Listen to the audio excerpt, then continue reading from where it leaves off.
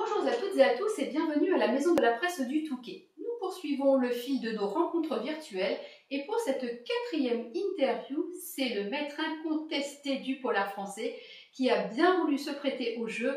Vous avez tous deviné de quel auteur il s'agit bien entendu de Franck Thillier. Il va donc nous présenter son 20e roman qui est paru aux éditions Fleuve et qui s'intitule « Il était deux fois ». Je n'ai que 2 adjectifs pour qualifier ce polar. Magistral, énorme, vous allez le dévorer, vous n'allez pas pouvoir le lâcher. Je ne vais pas vous présenter Franck Thillier, vous le connaissez bien entendu tous. Par contre, effectivement, moi ce que je peux vous dire, c'est que j'ai toujours pris un réel plaisir à suivre les aventures de Lucienne Bell et de Franck Charcot. Et c'est vrai qu'à chaque fois que je refermais la page, je me disais, oh là, il va falloir que j'attende 2 ans pour connaître la suite de leurs aventures. Et bien là, véritablement, avec ces one-shots, Franck Thillier monte de plus en plus en puissance et ce 20e roman est tout simplement, comme je l'ai dit, magistral. Et là, dans Il était deux fois, il va réussir à mêler l'art extrême, à mêler la mémoire défaillante, les rêves lucides, comme il sait très bien faire, parler de science, parce que c'est un sujet qui lui tient à cœur, il aime beaucoup parler de la mémoire, et il va surtout nous démontrer la perversion extrême de l'être humain, et ça, je ne suis pas forcément perverse, mais j'adore, c'est bien tenu, c'est bien ficelé, ça tient la route, c'est juste exceptionnel.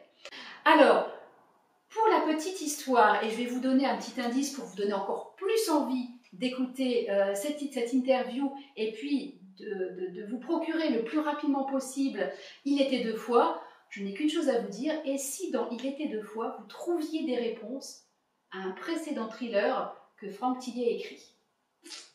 Je ne vous en dis pas plus. Je vais laisser la parole à Franck qui va vous présenter son roman, vous répondre à différentes questions, et puis bien entendu nous devions organiser une rencontre avec Franck Thillier le 24 mai, il devait être parmi nous à la Maison de la Presse.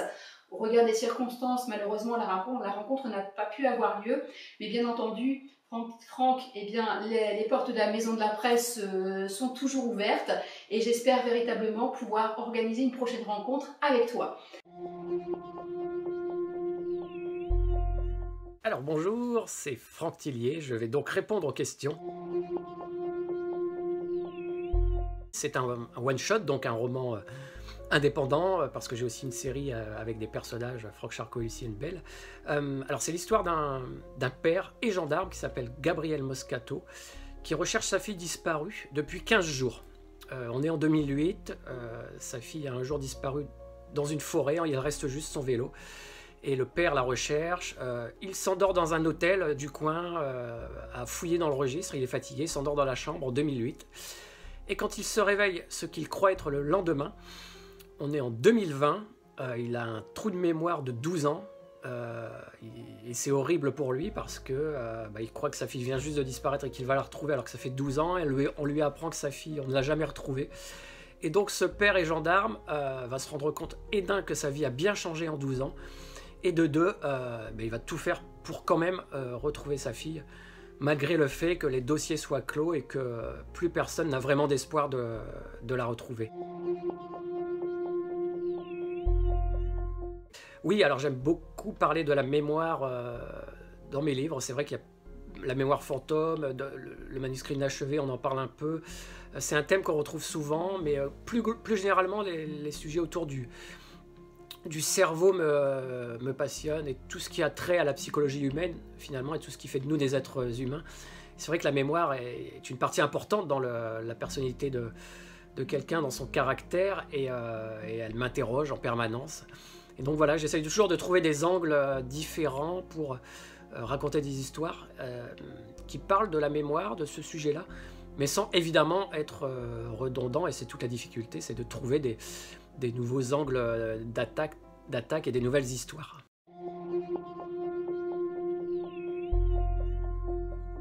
Je ne sais pas en fait, je ne pense pas. De toute façon, la mémoire est toujours présente, même quand elle n'est pas au cœur du livre. On a tous des souvenirs, on a tous un passé qui remonte à la surface à travers les romans, par les souvenirs. Et donc la mémoire est là en permanence. Mais c'est vrai que la mémoire est un objet, on va dire, extraordinaire pour un romancier, parce qu'il permet de raconter un tas d'histoires et de générer beaucoup de drames. Hein. On se met dans la peau d'une personne qui a perdu la mémoire. Eh bien, en fait, c'est très très riche dramatiquement parlant. Et donc, c'est vrai que ça crée de bons personnages. Et puis, ça fascine aussi les lecteurs parce qu'on est tous concernés par la mémoire. On a tous eu des pertes de mémoire, des oublis. On oublie ses clés, on ne sait plus où elles sont. Ou alors de vieilles choses dont on aimerait se débarrasser et on n'arrive pas, elles sont ancrées en nous. Et donc voilà, c'est un sujet fascinant et c'est important toujours de prendre des sujets qui nous touchent tous en tant que lecteurs et c'est pour ça qu'on se plonge corps et âme dans les histoires. C'est vrai que ces deux livres, quelque part, sont liés. C'est un peu compliqué à expliquer parce que on peut les lire de manière complètement indépendante. D'ailleurs, le manuscrit inachevé est sorti il y a 2 ans. Il était 2 fois n'existait pas, donc il n'y a pas eu de manque à ce moment-là. Et on peut lire Il était 2 fois sans avoir lu le manuscrit inachevé. D'ailleurs, je vois les avis un peu partout. Il y a des gens qui ne savaient même pas qu'il y avait eu que le manuscrit inachevé, dont je parle dans le Il était 2 fois. Ils ne savaient même pas qu'il y avait eu un roman. Donc finalement, il n'y a pas eu de manque. Mais c'est vrai que, disons que lire le manuscrit inachevé avant, c'est un peu un cadeau, ça apporte un plus, je dirais une couche supplémentaire dans la lecture. Il y a à un moment donné, quand on tombe sur un certain passage du livre, il y a une jouissance quelque part qui se dégage et qui n'apparaît pas pour le lecteur qui n'aurait pas lu le manuscrit inachevé. Mais c'est une espèce de cadeau que j'ai fait au lecteur, et quand m'est venue l'idée... Alors c'est vrai que le manuscrit inachevé, c'est quelque chose d'ouvert, hein, les personnes qui l'ont lu savent à peu près de quoi je parle. Donc quand j'ai écrit le livre, je me suis dit, tiens, peut-être, il y aura quelque chose à exploiter, mais je n'avais pas l'idée, évidemment. Elle est venue là, pendant la réflexion sur Il était 2 fois. À un moment donné, j'ai eu besoin d'un personnage, je me suis dit, mais c'est lui, quoi, c'est ce personnage-là. Et ça s'est connecté exactement à ce moment-là. Et j'ai construit ensuite toute mon histoire de Il était 2 fois, en tout cas une partie, en rapport avec ce que je pouvais faire avec le manuscrit inachevé. Donc il y a une espèce de pont qui s'est mis en place entre les deux, et c'est très intéressant parce que c'est un diptyque finalement, mais sans en être un. Et ça, je pense que c'est assez unique dans le genre. Oui. D'ailleurs, moi, en fait, si ça n'avait tenu qu'à moi, je n'en aurais jamais parlé hein, dans la promo du livre. J'aurais dit, voilà, Il était 2 fois, j'aurais raconté l'histoire sans parler de ce lien avec le manuscrit inachevé, mais en fait, tout le monde en parle. Les lecteurs, les journalistes font le lien immédiat, et donc finalement, je me dis, bon, de toute façon, les gens le savent, donc j'en parle un peu, mais vraiment, on peut les lire complètement indépendamment. Je dirais même que Il était 2 fois aurait pu sortir il y a 2 ans, et le manuscrit inachevé aujourd'hui, on peut les permuter, donc finalement ça prouve bien qu'il n'y a pas de... Même s'il y a ce lien invisible, ils sont indépendants. Oui et non, c'est-à-dire que oui, Il était une fois, c'est vraiment le début de chaque conte, et un roman policier, quelque part, on raconte une histoire un peu extraordinaire, donc on est... Et puis il y a des contes cruels, hein, il ne faut pas oublier... les contes de Grimm, ou des contes comme Barbe Bleue, qui est quand même quelqu'un qui enferme des femmes, et je crois que je ne sais plus s'il les tue. Enfin, donc c'est assez. Il y a des contes qui vont très loin, donc on n'est pas si loin que ça du conte, sauf que c'est un peu plus gros. Après, il y a plein d'explications au titre. Il y a Il était 2 fois. Alors encore une fois en référence au manuscrit inachevé, c'est-à-dire un lien caché. Manuscrit inachevé, ça a un rapport avec dans le titre du livre, avec l'univers des romans. Et bien là, je voulais aussi qu'il y ait cette correspondance. Donc il était 2 fois, la référence au conte et au livre de manière générale. Et puis en rapport avec l'amnésie, c'est-à-dire que Gabriel, mon père gendarme, a perdu la mémoire. Donc il va réexécuter des actions qu'il a déjà faites, notamment la recherche de sa fille. Donc quelque part, c'est une deuxième chance. Il va recommencer la quête, la recherche de sa fille, et donc c'est une deuxième fois, il recommence. Et puis, il y a d'autres petites choses notamment vers la fin, qui apporte quelque chose encore en rapport avec le choix de ce titre.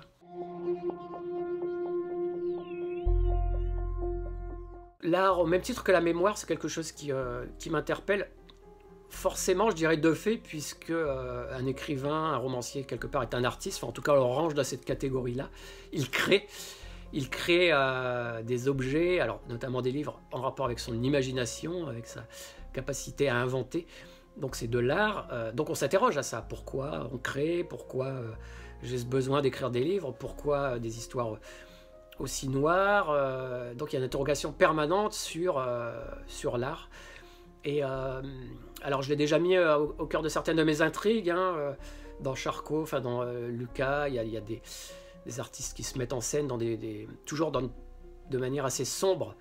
Et c'est vrai que là je réaborde un peu le sujet, notamment avec des artistes, des grands artistes, grands peintres, comme Van Gogh, voilà, qui à un moment donné ont basculé dans une forme de folie où leur propre art leur échappe, et jusqu'où ils peuvent aller ces gens-là au nom de l'art. Donc voilà, il y a aussi ce sujet-là. Je ne veux pas trop entrer dans le détail parce que ça, pour ne pas déflorer l'intrigue, mais en tout cas il y a une interrogation autour de ce sujet, autour de l'art.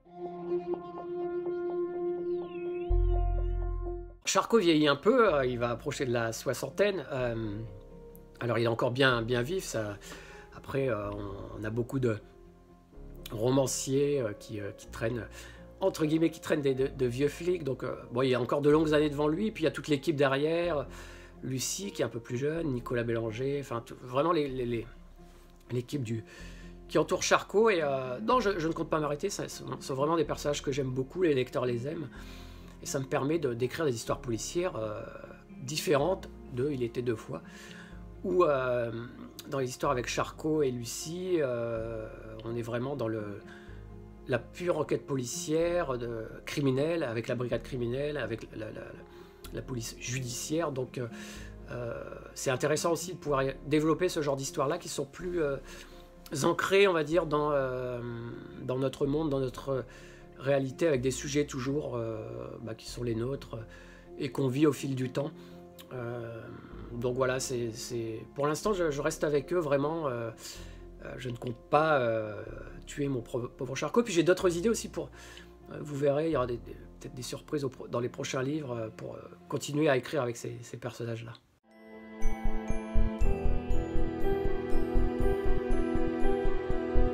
Plutôt noir, hein, c'est vraiment mon quotidien, mon univers, mais j'aime beaucoup de temps en temps lire de la littérature blanche.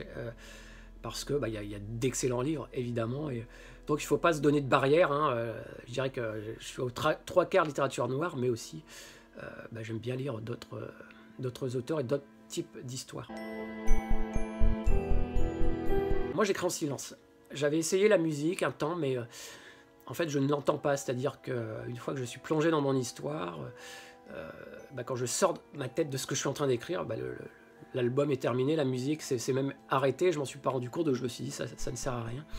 Et je suis vraiment silence plutôt, donc j'aime bien le calme autour de moi.